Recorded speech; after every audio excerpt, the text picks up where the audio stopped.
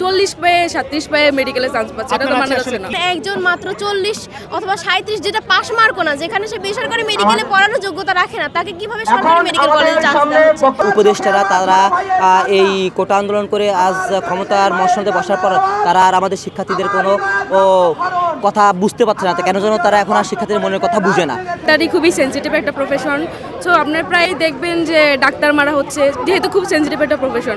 তো একজন যোগ্যতা সম্পন্ন না হলে তাকে যেহেতু 40-এ সে পাস করছে, একজন আমরা যেমন মার্কস পেয়ে যাচ্ছি সে তার থেকে অর্ধেকেরও কম মার্কস পেয়ে সে যাচ্ছে, তো এটা তো খুবই একটা ব্যাপার না, যেটা হচ্ছে একটা খুব সেন্সিটিভ একটা প্রফেশন। সবাই তো মানুষের মানে বডি নিয়ে কাজ করতে পারে না, তাই না? তাহলে সেইখানে সে কীভাবে সেই যোগ্যতাটা পাইতেছে, তার তো যোগ্যতা নাই সেটা। এর জন্য আর কি আমরা যে এটা আন্দোলন করতেছি, যাতে কোঠা দিয়ে আর কখনোই যেন না হয়, বিচার না হয়। আমরা তো প্রথমে ভাবছিলাম যে 24শে জুলাই অনেক কার্যকরী হবে, কিন্তু মেডিকেলের মতো একটা সেন্সিটিভ একটা জায়গায় যে আবার যে এটা হবে 40 পেয়ে 37 পেয়ে একজন চান্স পাবে, এটা তো আশা করা যায় না। এটা তো মানে আমাদের আশা ছিল যে এরকম কিছু হবে না, যে এর পরবর্তীতে এই ধরনের কিছু আর হবে না, যে 24 যে আন্দোলন যেহেতু ফলপ্রসূ হয়েছে, এর পরবর্তীতে যাতে আর ধরনের কোনো ধরনের সমস্যা না হয়, আমরা এটাই ভেবে নিয়েছিলাম যে পরবর্তীতে এই ধরনের মানে ঝামেলা হবে না। কিন্তু ভাগ্যক্রমে আবার যে 40 পেয়ে 37 পেয়ে মেডিকেলে চান্স পাচ্ছে, এটা তো মানা যাচ্ছে না। কি দাবিতে এখানে এসেছেন? মূল দাবি কি আপনাদের এখন? মূল দাবি হচ্ছে যে কোঠা বাদ দিতে হবে পুরোপুরি। রেজাল্টটা আমরা মানতেছি না, আবার নতুনভাবে রেজাল্ট করা হোক। তাদের আমরা যোগ্য মনে করছি না। এত কম নাম্বার পেয়ে কেউ কিভাবে, আমরা যেখানে অনেক পরিশ্রম করে আসি একাশে এরকম নাম্বারে আমরা হচ্ছে চান্স পাচ্ছি ভালো মেডিকেল কলেজগুলোতে, সেখানে একজন মাত্র 40 অথবা 37 যেটা পাস মার্কও না, যেখানে সে বেসরকারি মেডিকেলে পড়ানোর যোগ্যতা রাখে না, তাকে কিভাবে সরকারি মেডিকেল কলেজে চান্স দেওয়া হচ্ছে? এটা হচ্ছে আমরা অবশ্যই তাদেরকে ভবিষ্যৎ ডাক্তার হিসেবে যোগ্য মনে করতেছি না।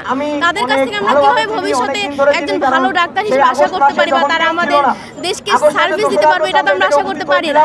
সো এটাই আমাদের হচ্ছে আন্দোলনের মেইন উদ্দেশ্য, এবং এইটার বৈষম্যটা দূর করার জন্য আমরা 24শে জুলাইও অনেক আন্দোলন হয়েছে, অনেক প্রাণ বিসর্জন হয়েছে, সেটার প্রতিও সম্মান আমাদের রাখতে হবে।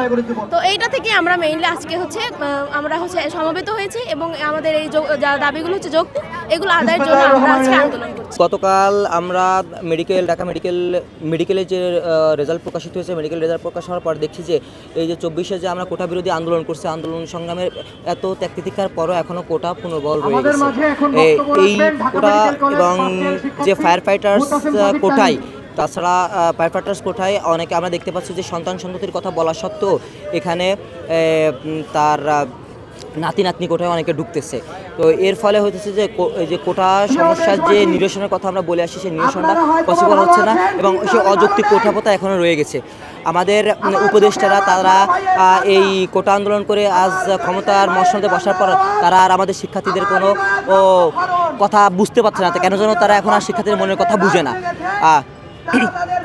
গতকাল মেডিকেলের রেজাল্ট দেওয়ার পর থেকে ঢাকা বিশ্ববিদ্যালয়ের শিক্ষার্থীরা তাৎক্ষণিক একটি বিক্ষোভ মিছিল শুরু করে, এবং তারই প্রেক্ষিতে ঢাকা মেডিকেলের শিক্ষার্থীরা একত্রতা পোষণ করে, এবং বুয়েট ঢাকা কলেজ ও আশেপাশের শিক্ষার্থীরা একত্রতা পোষণ করে তারাও সংহতি জানিয়ে তারাও মিছিল বের করে।